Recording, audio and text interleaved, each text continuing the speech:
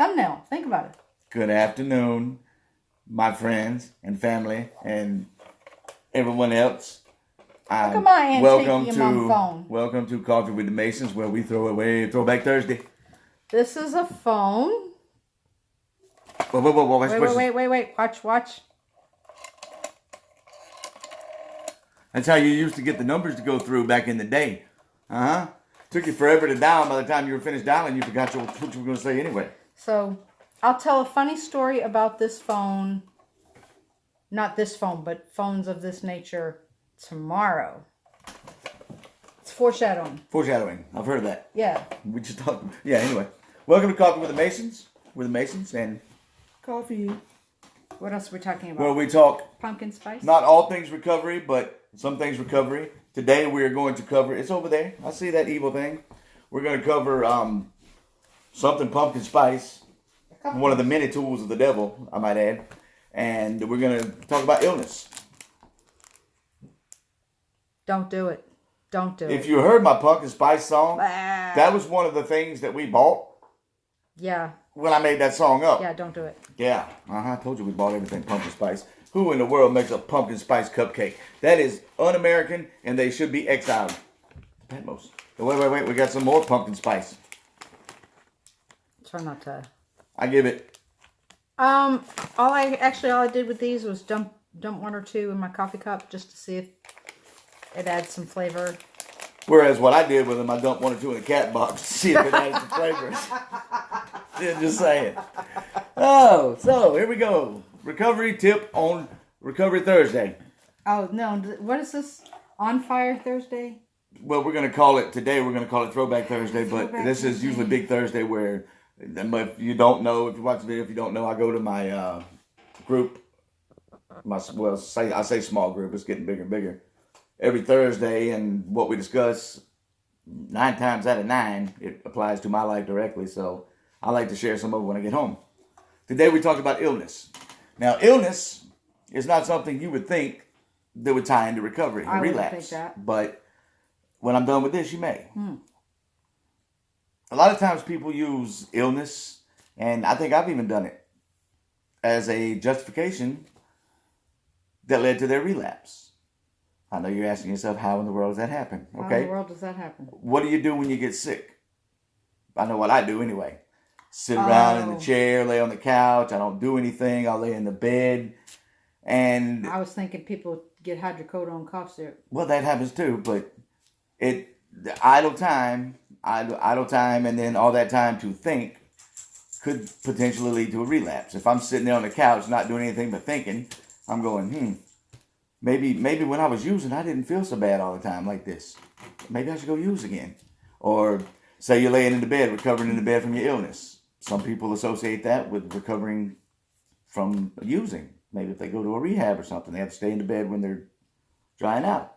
It's stuff like that you really have to pay attention to. That could jump out and grab you, and you don't even expect it. Where were you when you were drying out? Pokey. On. I got sick in there too. On. Oh, on the concrete floor. On the concrete floor. I spent the first 3 days of this last visit on the concrete floor. I did have a blanket and toilet paper for a pillow. Ain't bad. Different story, different time. But it's things like that. Just something you really wouldn't think about tying to recovery or addiction. That's very important, because relapse is not something that just happens when you wake up one day, I'm going to go use. This is something that occurs over time. And if you're laying there sick, having all that time to yourself, sitting alone in your house because you don't want to be getting other people sick, you've got time to think about planning your relapse. And that's not good. So stay on top of that. Now, we all know sickness is going to happen. People are going to get sick, get a cold. People get sick. We cannot stop that. We got exposed to the flu yesterday. But what you can do is, while you're not sick, while your mind is sharp and you're good, make your plan what you're going to do when you do get sick. If you got to go to the doctor, make sure when you go to the doctor, you are 100% open and honest with him. When you do your moral inventory, tell him what you did, tell him when you did it, tell him how much you did, tell him everything, because they could potentially prescribe you a medication that could not have a positive effect on some of the damage that you may not know you've done to your body because you weren't honest with your doctor. And if you're honest with your doctors, now you can interview your doctors, let them know what's going on. Not all doctors are going to treat an addict. They're not. But some of them out there will. And they will know. If you're honest with them, they will know what to look for. And then they'll start prescribing you medication. May I interject? You may. I think there's a lot more addicts out there than Joe Public realizes. Mm-hmm. I mean, alcoholics, prescription medication addicts, other kind of addicts, glue addicts, paint addicts.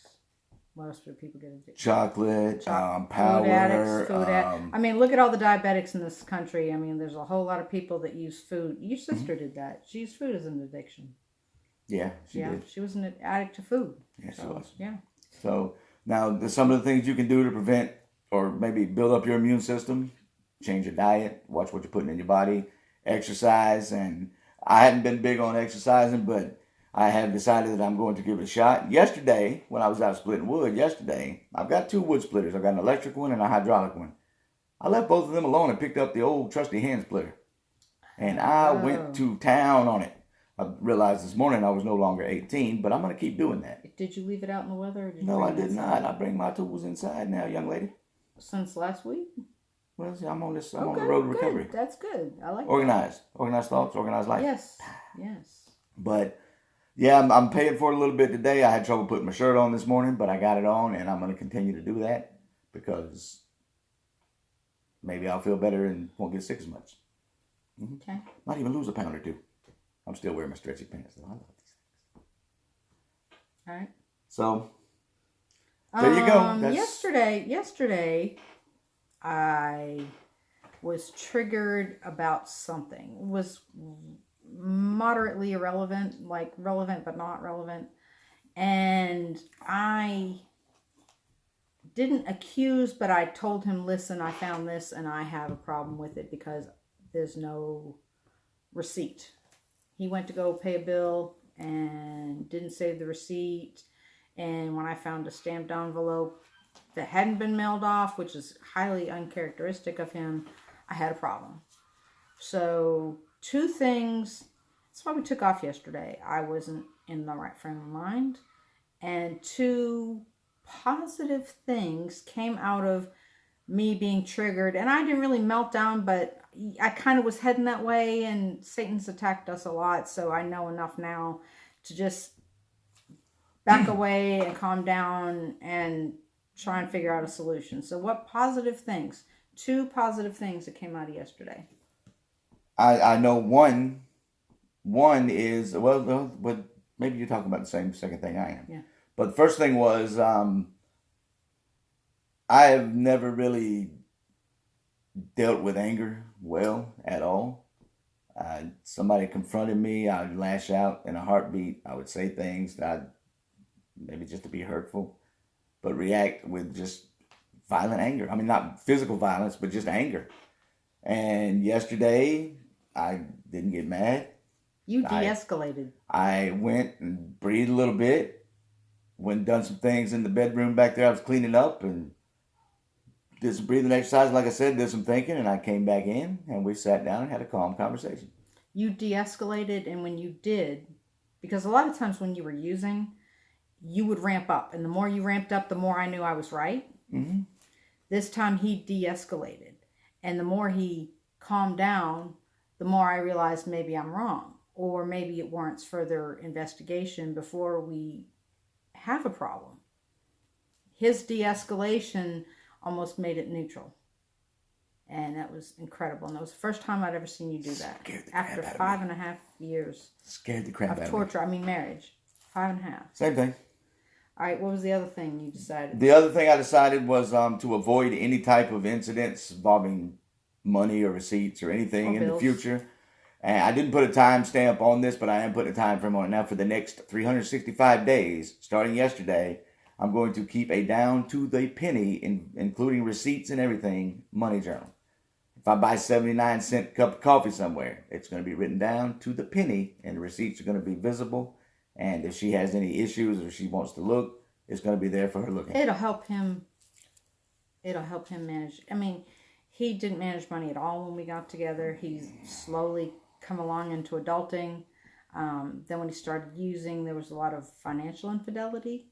Yeah, a lot of sneaky moves. And now, in order to avoid that, it may be longer than 365. It may just be a habit. That's going to be a jump start. Right. 365 is the minimum. Let's just keep a notebook. You spend some money, get a receipt, tape it or staple it in there, whatever we got. It helps us be transparent with each other. Well, me be transparent more, but it also holds me accountable, and it teaches me healthier tools to deal with money. Yeah. So that was two good things that came out of yesterday.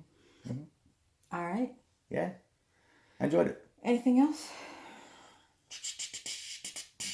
I think that's about it that I have. I do have a Bible verse. Hit us with a Bible verse. Yeah. Today we're reading from the book of Galatians, chapter 5, verse number 1. Stand fast, therefore, in the liberty wherewith Christ hath made us free, and be not entangled again with the yoke of bondage.